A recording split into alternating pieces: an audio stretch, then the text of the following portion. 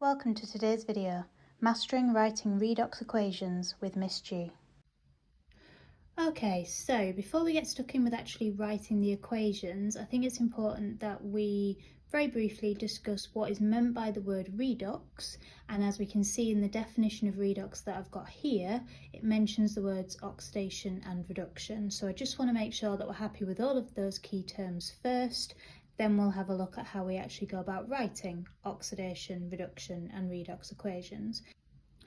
So the word redox has been put together from the RED of reduction and the OX of oxidation, and redox reactions are reactions where both oxidation and reduction are occurring simultaneously. So when it comes to writing redox equations, we have to have an oxidation half equation and a reduction half equation, and then only when those two processes occur together and the equations are combined do we then have a redox equation. So what is oxidation and what is reduction? Well, there's actually a few different definitions for both of these two words. So oxidation can be defined as the gain of oxygen, the loss of hydrogen, the loss of electrons, or the increase in oxidation state. Similarly, reduction can be defined in many ways. We've got the loss of oxygen, the gain of hydrogen, the gain of electrons, or a decrease in oxidation state. Now, when it comes to writing half equations and then redox equations, the definition that I think is going to be most helpful to us is the increase in oxidation state for oxidation and the decrease in oxidation state for reduction. That's going to be helpful for putting together our equations and knowing whether we have written an oxidation or a reduction half equation. The other one that could potentially be helpful is your loss of electrons for oxidation and your gain of electrons for reduction, because we'll be able to see which side of the equation our electrons are on, and that will help us to know whether they have been lost or gained. So the half equations that we're going to write for oxidation and reduction are going to look like these two equations that I've got written down here. So we've got magnesium atoms on the left here, losing electrons to become magnesium ions. Now I can see that this is oxidation for two reasons. One, we have the electrons being lost, so they appear on the right hand side of the equation, and two, the magnesium has increased its oxidation state. Magnesium as an element has an oxidation state of 0. As an ion with a 2+ charge, its oxidation state is +2. So that tells me that that reaction represents oxidation. This bottom equation here in green represents reduction, and again we can see that in two different ways. One, we've got electrons being gained, so they appear on the left hand side of the equation, and two, we have a decrease in oxidation state because the copper ion with a charge and oxidation state of +2 decreases to a copper atom where the oxidation state is 0. So these are the sorts of half equations that we will be writing. And then, in order to write a redox equation, which if I just remind you is a reaction in which both oxidation and reduction occur simultaneously, we would then combine those two half equations together. So there's two things I'm going to talk about in the remainder of this video. One, how do we write these half equations for oxidation and reduction? And then two, how do we then combine them together to give us an overall redox equation at the end? So there are 4 different steps to writing oxidation and reduction half equations. The first thing we need to know is what is our starting material and what is our final product. So in both of these half equations, the first thing that I knew was that in the orange we were starting with C2O42- ions, and that was going to become CO2. What I knew in green was that I was starting with Cr2O72- ions, and they were going to be turning into Cr3+ ions.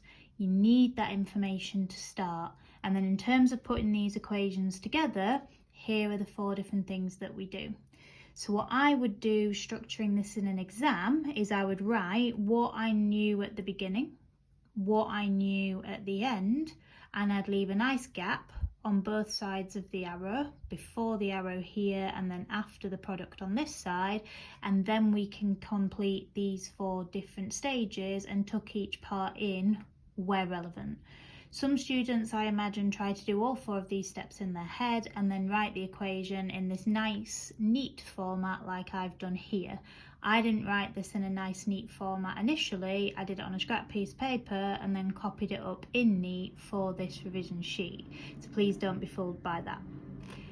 So once we know our start and our end point, the first thing we have to do is balance all of the atoms within those starting and end materials that are not oxygen and hydrogen.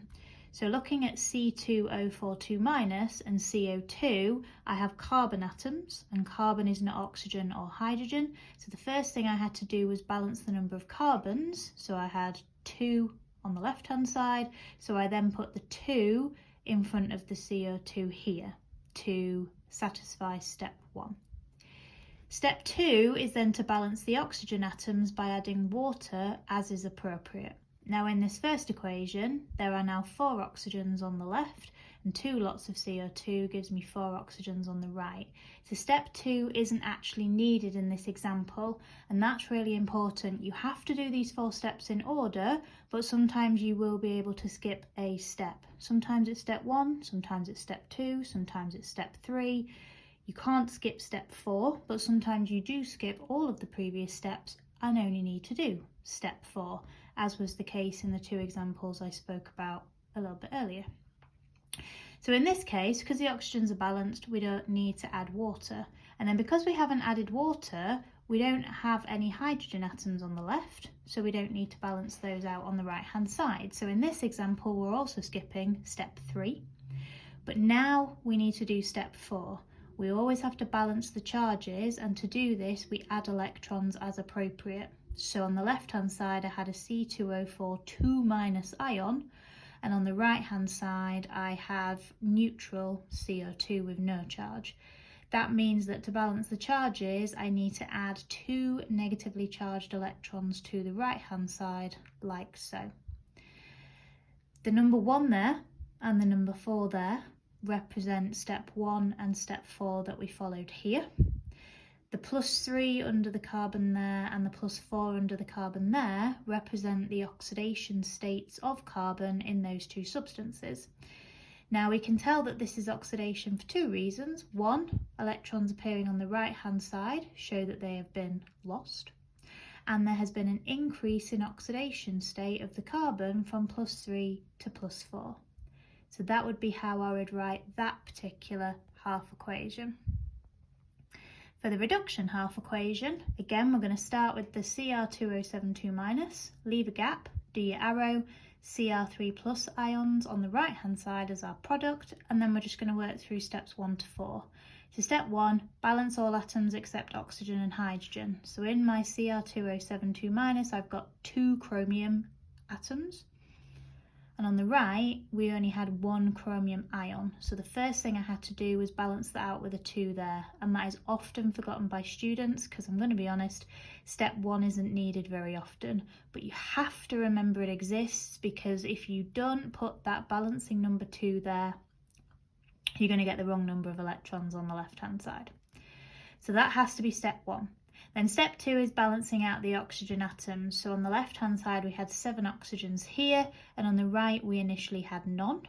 So I then added 7 lots of water molecules to the right-hand side to give me the 7 oxygen that I needed to balance out the oxygens here. Step 3, balancing the hydrogen atoms. I've just added 14 hydrogens to the right-hand side by adding 7 lots of water. Because I have no hydrogens on the left, I then need to add 14 H+ ions onto the left-hand side. And then finally, I can balance out my charges. So on the right-hand side, I've got 2 lots of the +3 ion, which is +6. And on the left, I have the 14 H+ and the 2- from there, making a total of 12+. How do I turn 12+ into 6+? I add 6 negative electrons, and that will make the charges on both sides equal. Now again, the number 1 and 2 and 3 and 4 at the top represent these 4 steps here. The +6 at the bottom there under the chromium represents the oxidation state of chromium in the beginning, and the +3 underneath here represents the oxidation state of the chromium at the end. So we know this is a reduction half equation for two reasons. One, the electrons are being gained onto the left-hand side, and number two, there is a decrease in oxidation state of the chromium from +6 down to +3. Now, the great thing in my opinion about half equations is that you can practice them to make progress and get closer to perfection.